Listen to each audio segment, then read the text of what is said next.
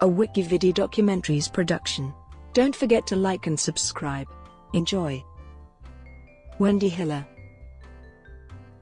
Dame Wendy Margaret Hiller was an English film and stage actress who enjoyed a varied acting career that spanned nearly 60 years. The writer Joel Hirschorn, in his 1984 compilation rating the movie stars, described her as a no-nonsense actress who literally took command of the screen whenever she appeared on film.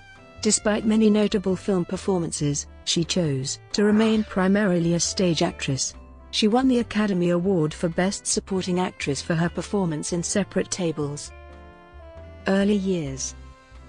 Born in Bramhall, Cheshire, the daughter of Frank Watkin Hiller, a Manchester cotton manufacturer, and Marie Stone, Hiller began her professional career as an actress in repertory at Manchester in the early 1930s. She first found success as Slumdweller Sally Hardcastle in the stage version of Love on the Dole in 1934. The play was an enormous success and toured the regional stages of Britain. This play saw her West End debut in 1935 at the Garrick Theatre. She married the play's author Ronald Gow, 15 years her senior, in 1937. Stage. The huge popularity of Love on the Dole took the production to New York in 1936, where her performance attracted the attention of George Bernard Shaw. Shaw recognized a spirited radiance in the young actress, which was ideally suited for playing his heroines. Shaw cast her in several of his plays, including St. Joan, Pygmalion, and Major Barbara, and his influence on her early career is clearly apparent. She was reputed to be Shaw's favorite actress of the time. Unlike other stage actresses of her generation, she did relatively little Shakespeare, preferring the more modern dramatists such as Henrik Ibsen, and new plays adapted from the novels of Henry James and Thomas Hardy among others. In the course of her stage career, Hiller won popular and critical acclaim in both London and New York. She excelled at rather plain but strong-willed characters. After touring Britain as Viola in Twelfth Night, she returned to the West End to be directed by John Gielgud as Sister Joanna in The Cradle Song. The string of notable successes continued as Princess Charlotte in The First Gentleman opposite Robert Morley as the Prince Regent, Pegeen in Playboy of the Western World, and Tess of the D'Urbervilles, which was adapted for the stage by her husband. In 1947, Hiller originated the role of Catherine Sloper, the painfully shy, vulnerable spinster and the heiress on Broadway. The play, based on the Henry James novel Washington Square, also featured Basil Rathbone as her emotionally abusive father. The production enjoyed a year-long run at the Biltmore Theatre in New York and would prove to be her greatest triumph on Broadway. On returning to London, Hiller again played the role in the West End production in 1950. Her stage work remained a priority and continued with Anne Veronica, which was adapted by Gow from the novel by H.G. Wells with his wife in the leading role. She did a 2-year run in N.C. Hunter's Waters of the Moon, alongside Sybil Thorndike and Edith Evans. A season at the Old Vic in 1955-56 produced a notable performance as Portia in Julius Caesar among others. Other stage work at this time included The Night of the Ball, the new Robert Bolt play Flowering Cherry, Toys in the Attic, The Wings of the Dove, A Measure of Cruelty, A Present for the Past, The Sacred Flame with Gladys Cooper, The Battle of Shrivings with John Gielgud, and Lies. In 1957, Hiller returned to New York to star as Josie Hogan in Eugene O'Neill's A Moon for the Misbegotten, a performance which gained her a Tony Award nomination as Best Dramatic Actress. The production also featured Cyril Cusack and Franchard Tone. Her final appearance on Broadway was as Miss Tina in the 1962 production of Michael Redgrave's adaptation of The Aspen Papers from the Henry James novella. As she matured, she demonstrated a strong affinity for the plays of Henrik Ibsen, as Irene in When We Dead Awaken, as Mrs. Alving in Ghosts, also in Peer Gynt, and as Gunhild in John Gabriel Borkman, in which she appeared with Ralph Richardson and Peggy Ashcroft. Later West End successes such as Queen Mary and Crown Matrimonial proved she was not limited to playing dejected, emotionally deprived women. She later revisited some earlier plays playing older characters, as in West End revivals of Waters of the Moon with Ingrid Bergman and The Aspen Papers with Vanessa Redgrave. She was scheduled to return to the American stage in a 1982 revival of Anastasia with Natalie Wood, until Wood's death just weeks before rehearsals. Hiller made her final West End performance in the title role in Driving Miss Daisy. Film career. At Shaw's insistence, she starred as Eliza Doolittle in the film Pygmalion with Leslie Howard as Professor Higgins. This performance earned Hiller her first Oscar nomination, a first for a British actress in a British film, and became one of her best-remembered roles. She was also the first actress to utter the word, bloody, in a British film. When Eliza utters the line, "Not bloody likely, I'm going in a taxi," she followed up this success with another Shaw adaptation, Major Barbara, with Rex Harrison and Robert Morley. Powell and Pressburger signed her for The Life and Death of Colonel Blimp, but her second pregnancy led to Deborah Kerr being cast instead.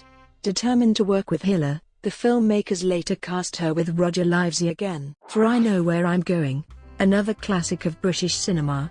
Despite her early film success and offers from Hollywood, she returned to the stage full-time after 1945 and only occasionally accepted film roles. With her return to film in the 1950s, she portrayed an abused colonial wife in Carol Reed's Outcast of the Islands, but had already transitioned into mature, supporting roles with Sailor of the King and a memorable victim of the Mau Mau uprising in Something of Value.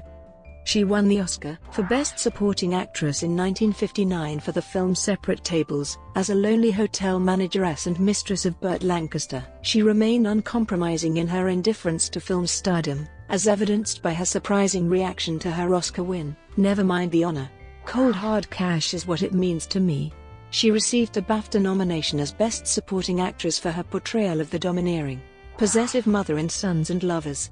She reprised her London stage role in the Southern Gothic Toys in the Attic, which earned her a Golden Globe nomination as the elder spinster sister in a film which also starred Dean Martin and Geraldine Page. She received a third Oscar nomination for her performance as the simple, unrefined, but dignified Lady Alice Moore, opposite Paul Scofield as Thomas More, in A Man for All Seasons.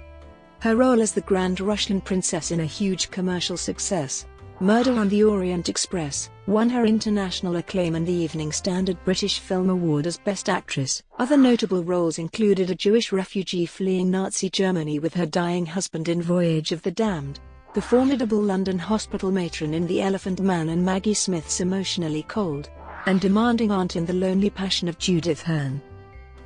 Television career. Hiller made numerous television appearances in both Britain and the United States. In the 1950s and 1960s, she performed in episodes of American drama series such as Studio One and Alfred Hitchcock Presents among others.